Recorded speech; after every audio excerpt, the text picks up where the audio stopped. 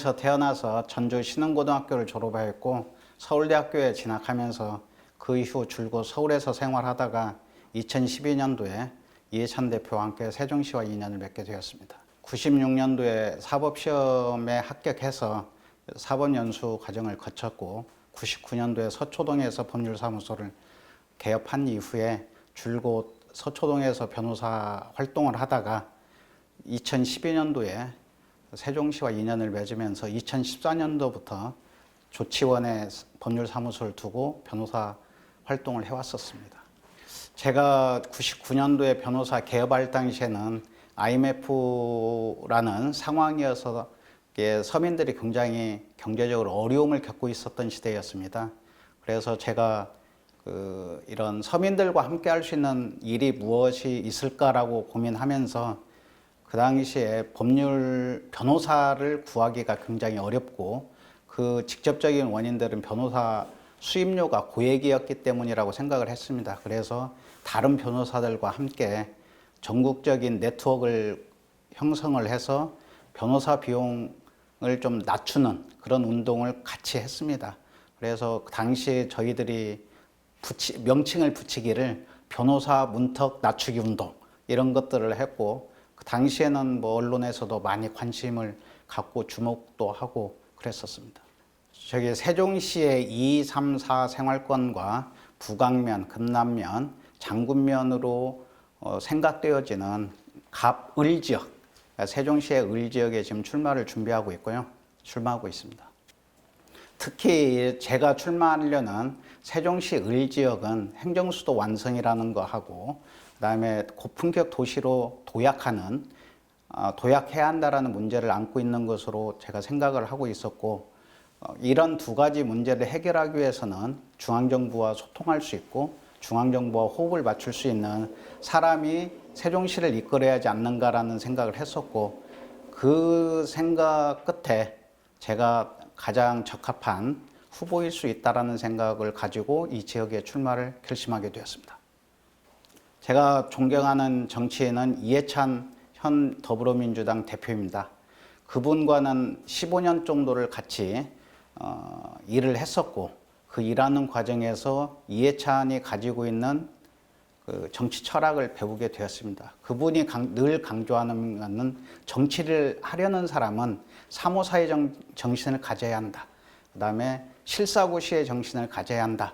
두 가지 말씀들이 저희한테는 큰 가르침이 되었고 저도 제가 정치인으로 직접 나서는 이상 그 두 가지 점은 반드시 배워서 체득해야 하는 것이 아닌가 그렇게 생각하고 있습니다.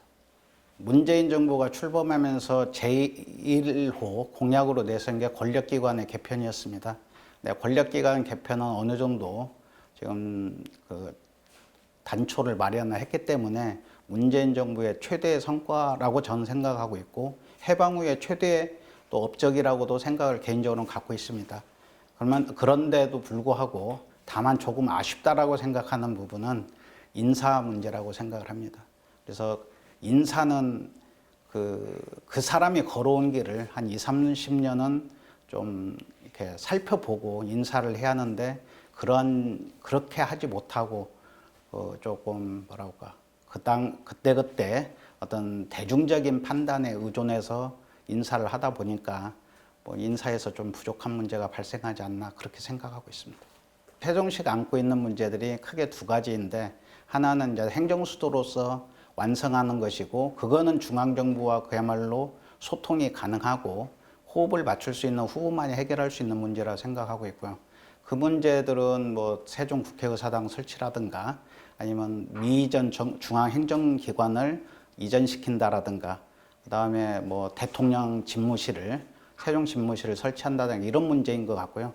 이런 부분들은 이해찬 대표께서도 공약으로 내세웠던 부분이고 저희들도 그런 공약들을 차질 없이 해야 한다라는 그런 문제가 하나 있고 또 내부적으로는 제가 볼 때는 상가 공실의 문제하고 그다음에 교통의 문제가 가장 큰 문제라고 생각하고 이것도 마찬가지로 그 문제에 대해서 조금 더 천착해서 모든 후보들이 좀 고민하고 해결해야 할 문제라고 생각을 합니다. 세종시를 행정수도로 완성하는 문제는 중앙부처와의 문제도 있어야 하기 때문에 중앙정부와 잘 소통을 하고 그다음에 중앙정부와 호흡을 잘 맞추는 게 무엇보다 중요하다고 생각하고요.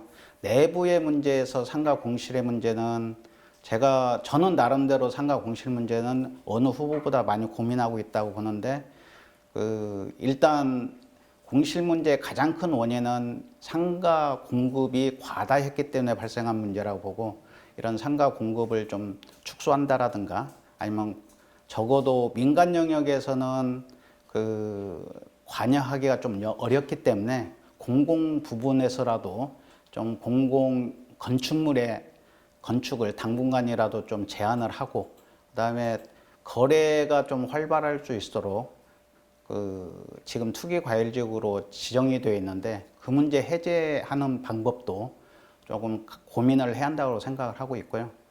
그다음에 교통 문제는 지금 세종시 2030 계획이 지금 세워져는 있는데 그 부분에 좀 부족한 점이 없는지 또 도시가 예상대로 성장하는 부분도 있기 때문에 그 부분에 맞춰서 2030 계획도 필요한 부분이 있으면 좀 보완해서 그 2030 계획이 차질 없이 이행하는 것 이것들이 필요하다고 생각을 하고 있습니다.